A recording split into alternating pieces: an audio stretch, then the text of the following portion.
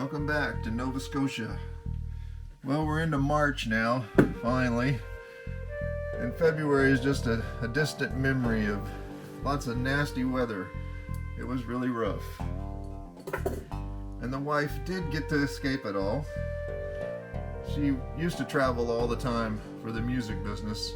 So this was her first chance to get away after 2 years of COVID. So she was able to make the great escape. So I was left here alone. So luckily I have a good hobby. And I had a great time making these concrete pots. These things have changed my life, basically. Because when I first got into this, you want to be able to collect all the trees you want, but then there's a big obstacle because the pots are expensive. So these things have been an amazing thing because there's basically $1 worth of concrete in each one. So it's just been a great thing. So today I'm going to make this oval for you and show you some of the problems that I've had with them. So we'll talk about some of the tools. And the tools are very basic. The main thing is you don't want to go take your wife's nice pot and her turkey cooker and sifter. So go to the thrift store like I did. So I do. So it's really important to have a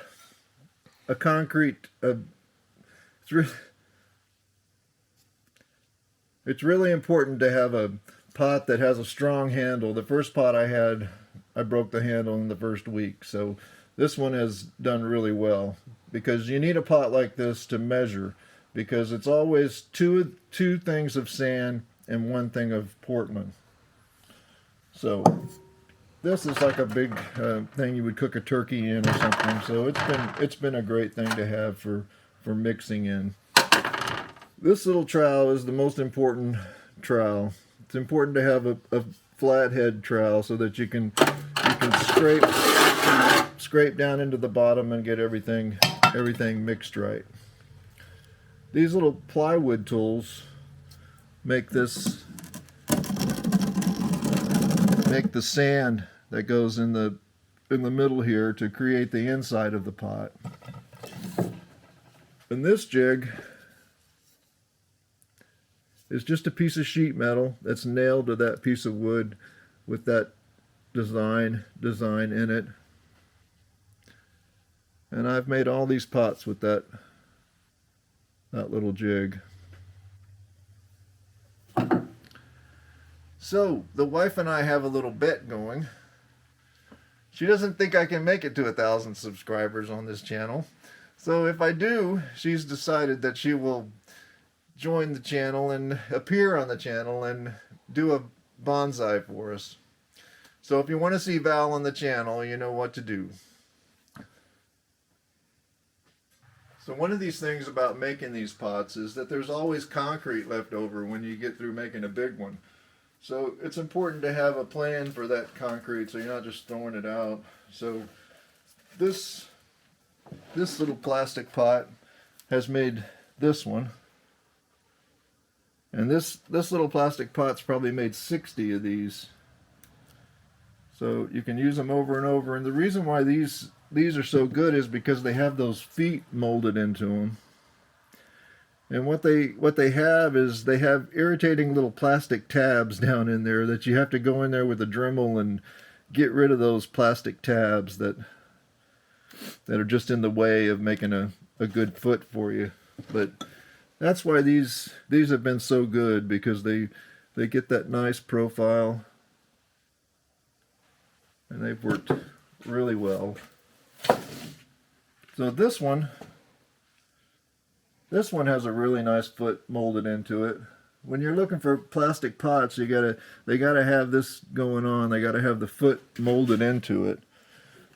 So this one has been making these pots.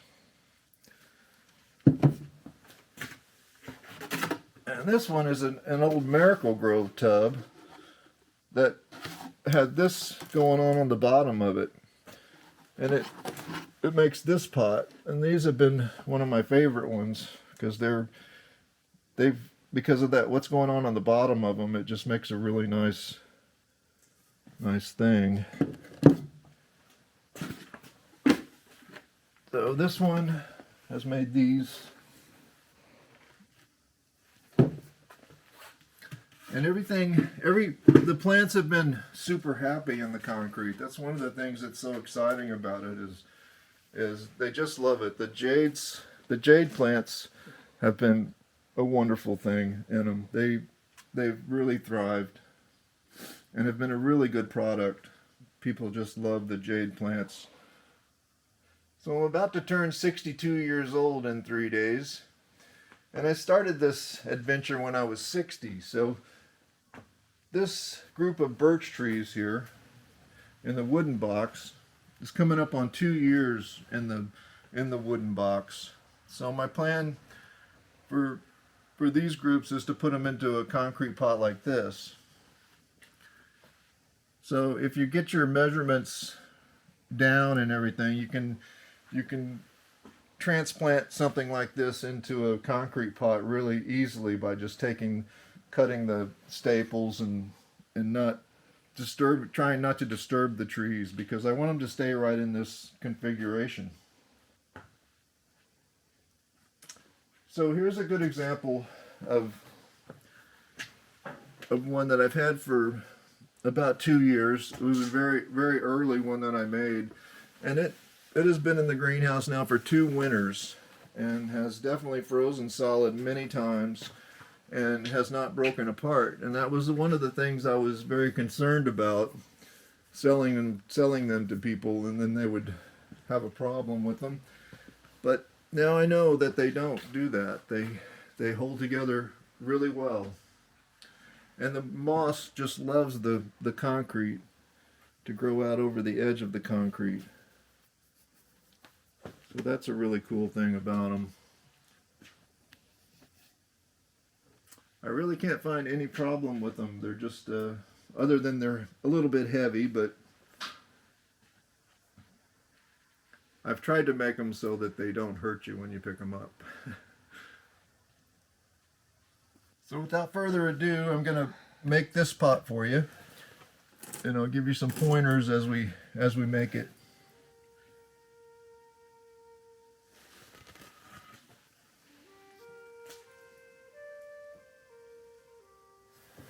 All right, the mixing process. At this point, I've got 4 pots full of sand in the mixer and 1 pot of Portland. So I'm getting ready to put the second pot of Portland in.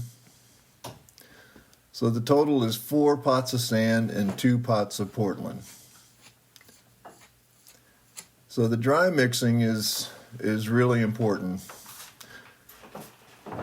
It's important to have a flat trowel to make sure you're getting to the bottom of the thing you're mixing in.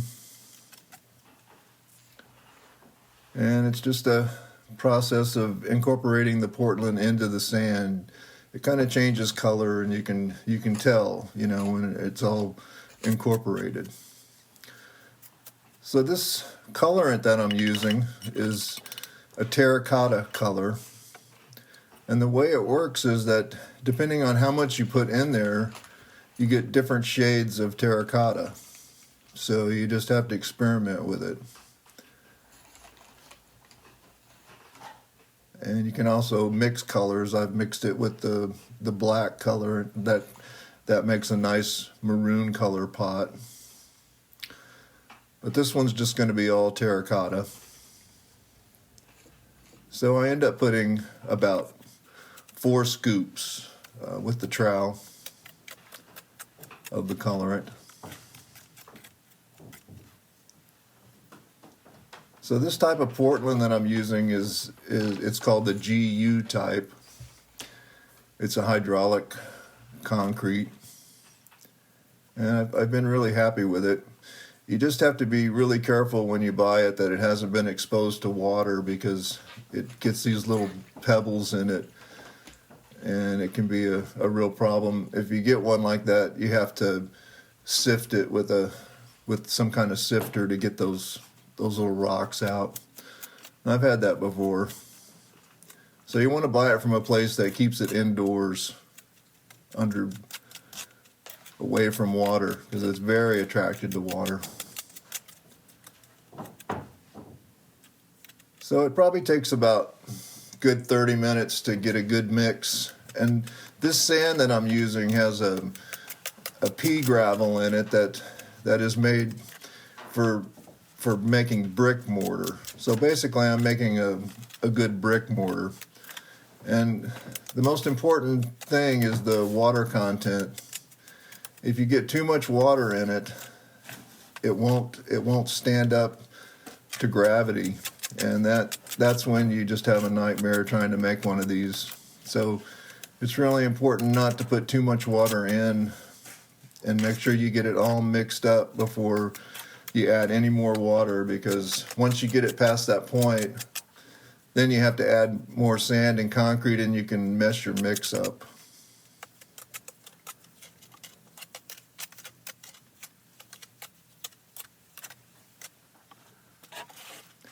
So it's good to let it sit some. Let it sit for 15 minutes or so and just kind of incorporate itself.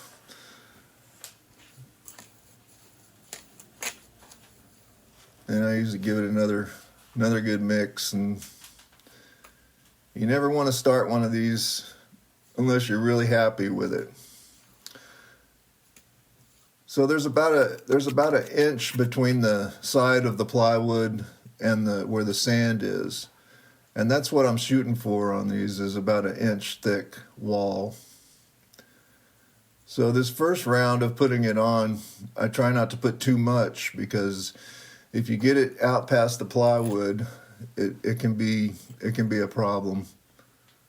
And at this point, the Portland is just starting to react and set up a little bit, so it's early, so you don't want to put too much on there.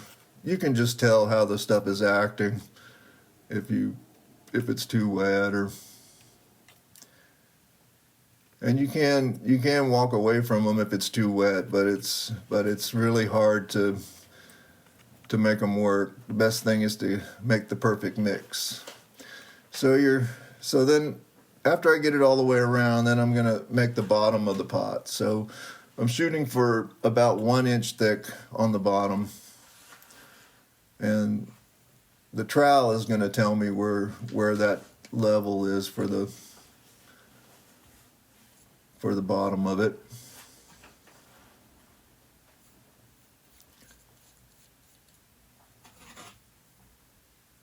So you just try to make it even, you know. Then you switch to the back of the trowel here to fill in that gap between the bottom of the pot and the top of the pot.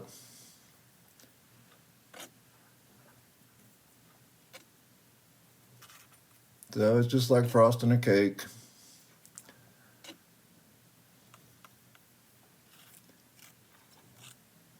Now one thing that can happen is if your sand inside the pot is too wet, that can cause a problem. It can cause the Portland to get too wet, and the Portland sucks the water out of the sand. So sometimes it's a good idea, if your sand's wet, to let it sit overnight before you start. Because I've been in that situation where I had perfect mortar, and then I started putting it on there, and then it sucked the water out of the sand, and I had to bail on the pot. I couldn't make it.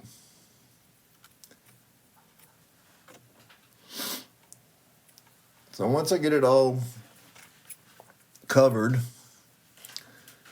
then the trowel comes in, and the first pass is just to make your basic shape.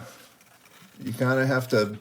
There's a lot of patience involved. You have to really watch the mix, and you can just feel the right time to add more to it. When it's all about defying gravity. You know, if gravity is pulling it down, then you're gonna have to wait a while, let it set up or something, because that's the key to this. It has to stand up to gravity. Can't pull it. The gravity can't pull it back down. So the top of the trowel is giving me that flat spot on the bottom of the pot. At this point, you can just start to see it. So then it's just a matter of filling in the areas where the trowel didn't hit it. It pretty much gives you a guide to where you need to put more concrete.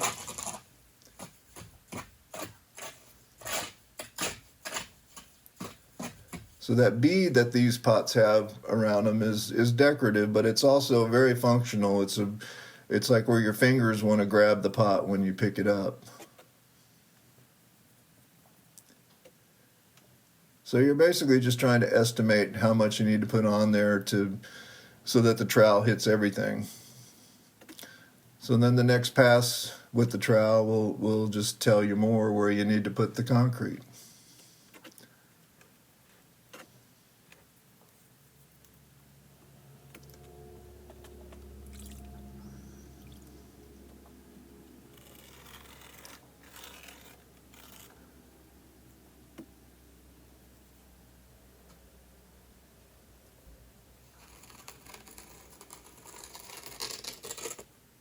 So then you just go back and fill in the places where you need it.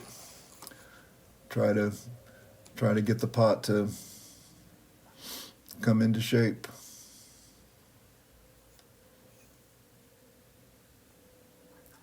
So I usually try to take the biggest places first, and at this point I'm washing the trowel off in water. That's a good idea to do a lot. It just makes it work better. This stuff is messy. You have to clean everything a lot. So we'll just fill it in, put it where it needs it.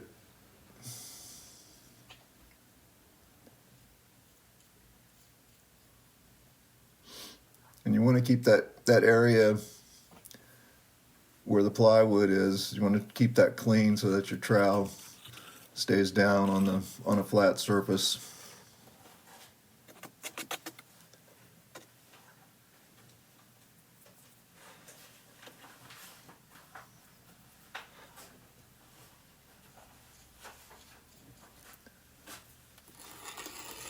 So at this point it's starting to come together. It's always a good feeling when you finally get the pot looking like it's gonna make one.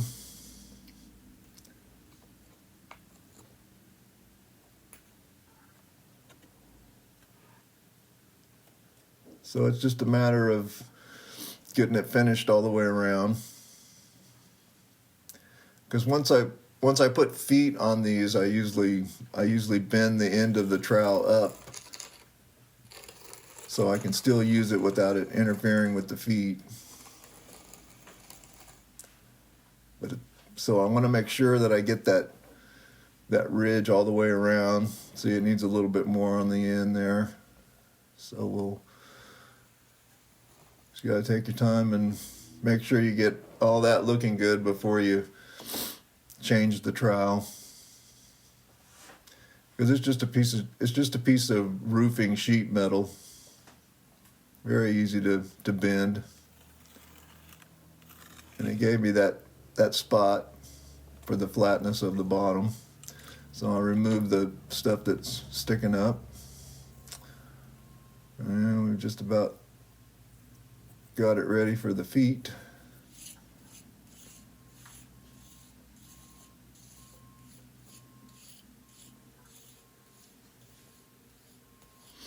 The trowel for the feet is just a piece of sheet metal from roofing, leftover roofing.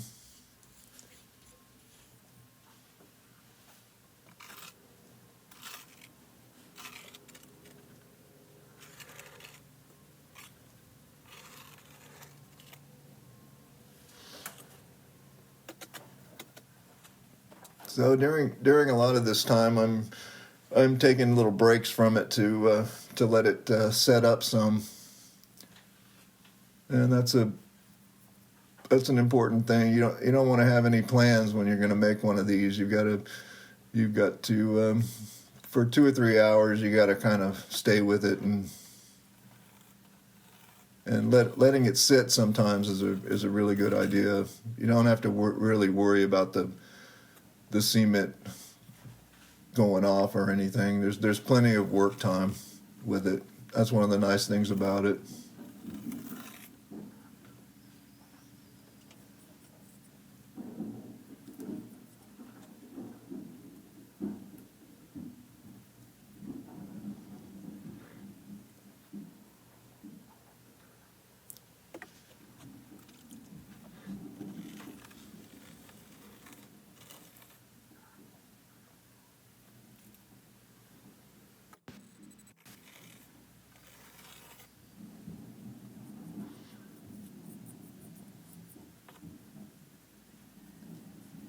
I would say it probably takes a good maybe 2 hours to make one from start to the point where you don't need to mess with it anymore. And then it's 24 hours for it to dry.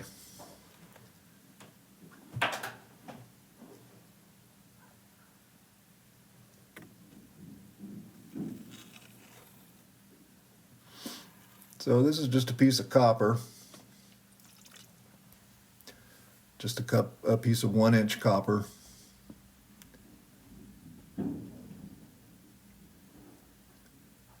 So at that point you can look down in there and see how thick your bottom is.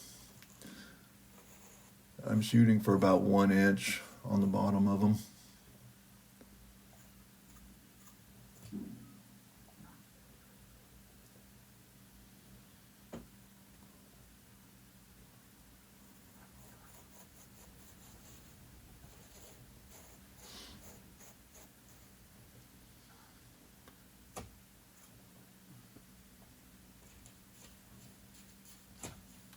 So at this point we're ready for feet.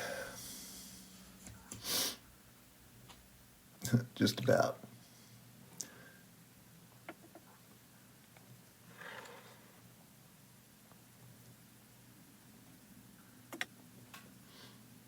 So this little trowel is just a piece of roofing material and a small piece of wood that piece of steel is nailed to it.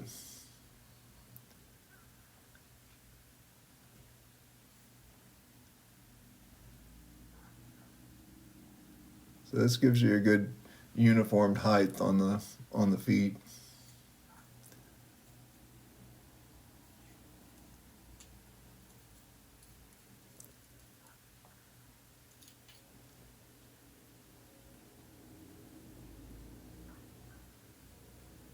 And when you pull up on one of these trowels, it sort of flares the end of the foot, so that when I put a flat bat on there, it'll make a nice flat foot for me.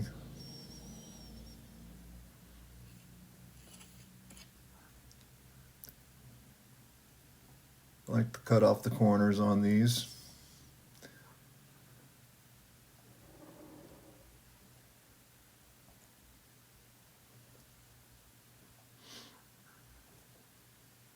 It's good to make them like that and not mess with them too much at this point. Just let it kind of set up. You can come back and do the cleanup, say in an hour or so. That it all acts much better.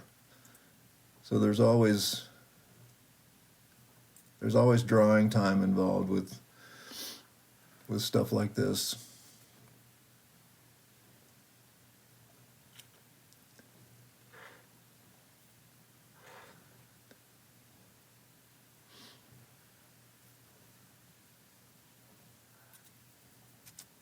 So once I get my 4 feet on there, I take a piece of MDF that I know is nice and flat.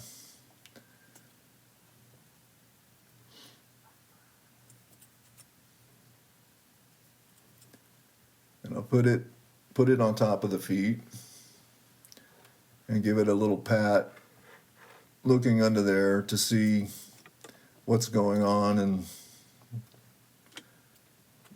just making sure everything looks right. And this method has given me really nice flat feet. Doesn't take much pressure to at this point to flatten them out.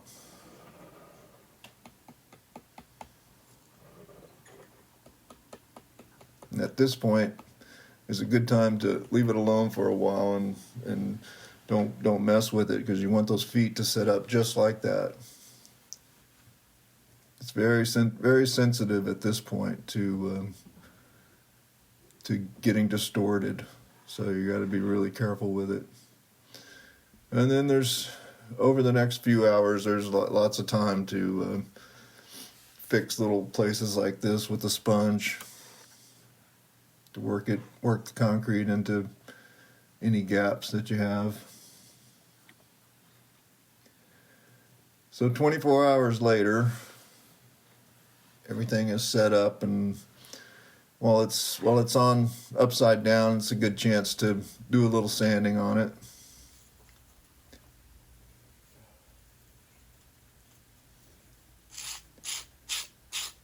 It responds good to sandpaper.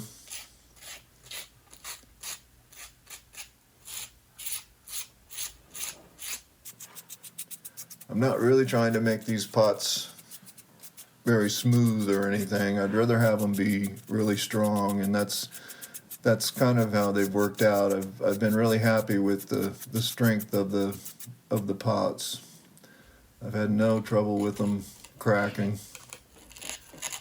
So then it's just a matter of turning it over.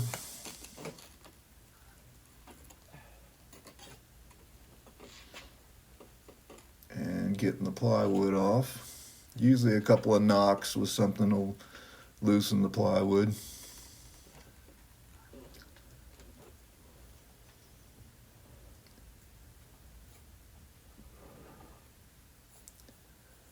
So that lip around the top of the pot. So there's the plywood. So the lip around the top of the pot is kind of the most sensitive spot there, and I'll show you in a minute. The small diamond file works good to dress that edge, but you have to do it at about 24 hours because the concrete just gets harder and harder, and it becomes impossible to remove that stuff. So I'm realizing here that I got a pretty good ridge on there, and the sandpaper is not going to be enough to get rid of it.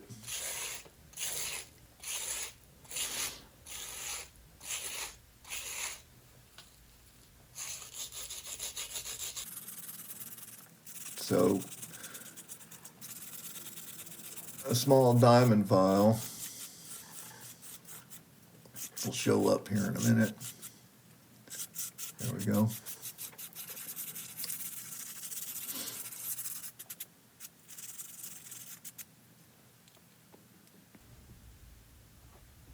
This will dress that edge and bring it back into what we want.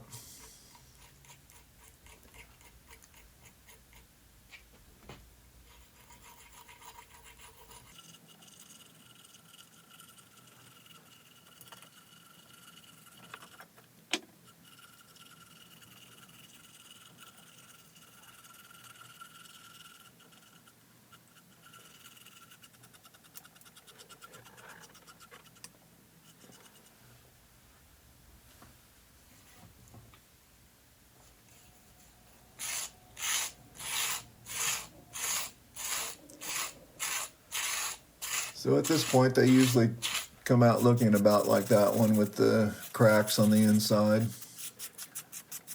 And it's a good idea to mix up some Portland and colorant, and I usually do sifted sand for this so that I'm not dealing with any pea gravel or anything, because I want to close up those cracks on the inside of it, because I think that's what would probably make these things fail, if water was in those cracks and then it froze. So dressing the inside of the pot is important, because it makes them look nice if you're trying to sell it, but it's also functional to keep the pot strong, because the Portland sand gets in there and fills all those cracks, and I'm sure it makes a much stronger pot.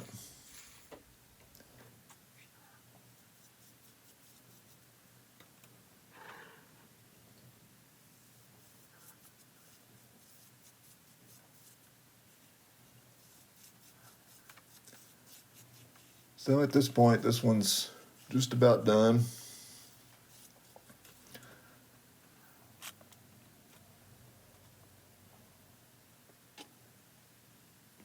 And it's important to soak them in water. At least after this part dries, after maybe 5 or 6 hours, I usually start dunking them in water.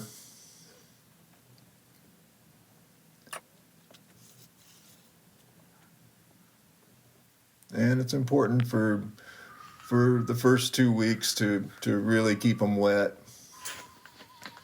A lot of people leave them in tubs of water for a week, but I usually just dunk them for an hour or so, take them out, let them dry, and re-dunk them.